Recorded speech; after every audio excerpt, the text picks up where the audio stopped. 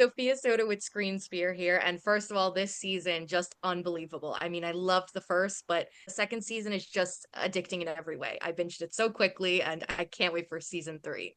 Fingers crossed. But congratulations on another incredible season. Brandon and Spencer, I'd love to start with the two of you. After where we left Wrigley and Evan in the season one finale, what was your biggest question you had going into season two? And did you try to guess any plots or answers? Because I feel like if I was playing a character, I would be like theorizing nonstop if I didn't have a script in front of me. I think everything I guessed was wrong. So that was Fair. to read. And it was like, oh, okay, yeah, word. But it was really fun to play. Um, yeah, I had a lot of fun. I'm actually glad it was this because it was a lot at some points more fun than what I thought of. So it's cool. I didn't. I don't think I thought about it too much, just because I was, just because we had so much time off too, because the strike happened for everyone, obviously, and so we had some time, but I didn't. Well, there were a couple things that happened, but yeah, yes. Do you have any big questions going into season two, like what you were most excited to see explored for your characters? Yeah, I wanted to see what happened to Drew. I wanted to see what was gonna happen based off of the end of one. Uh, Yes. yeah, I just wanted to see the how that was gonna the fallout of that or the where that was gonna lead. Yeah. And Thomas, I was so excited that you were going to be joining the cast. I mean, I love you and your work, and you were such an amazing addition to this show. Can you kind of preview how Leo is going to fit into this twisted web of lies and, what he will add in terms of the drama for season two? Yeah, I mean, obviously Leo comes into a very toxic community of people, and his mindset's definitely not there at that time. He's very much kind of on his own journey of his developing who he is as a man, kind of going from teenage angst into young adulthood, and so we kind of catch him on that journey, and he falls for this girl Lucy. Little does he know that she's got a bit of a past, a bit of a rocky past. Um, and yeah, I guess it's quite that you see the turmoil with him and trying to balance his own development with coming up against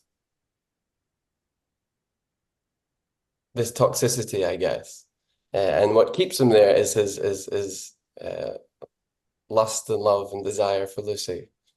Um, so it's a really, really interesting dynamic when he comes in.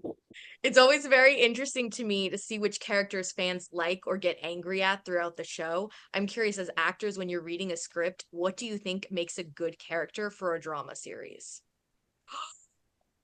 The doggy. I think Sophia has a question for the dog, actually.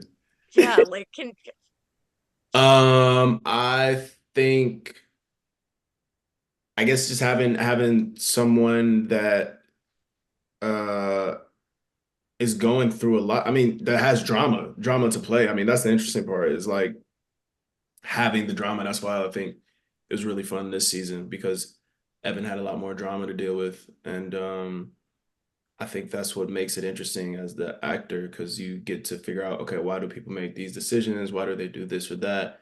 And it, yeah, yeah.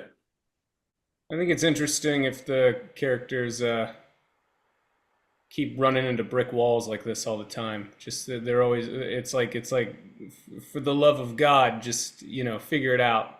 And I think that's what makes it interesting to people, because it's like, oh no, it's just like, yeah, yeah, yeah. it's very true because when you're watching it, you're like, please, come on, just take a left, take a Yeah, right. I think that's what makes it fun. Because in real life, these people wouldn't be fun at all. These people would be awful. But to watch it on screen is enjoyable, I think, for people. Mm. Having characters that, I mean, no one's inherently bad and no one's inherently good. And I think it's really interesting to, first of all, establish why they're that way and how that then influences and impacts certain decisions that they make. Um, well, I guess it makes you think about free will and all those kind of things and what road that they're going to take and are they Are they taking that because of conditioning, or is it coming from who they actually really are?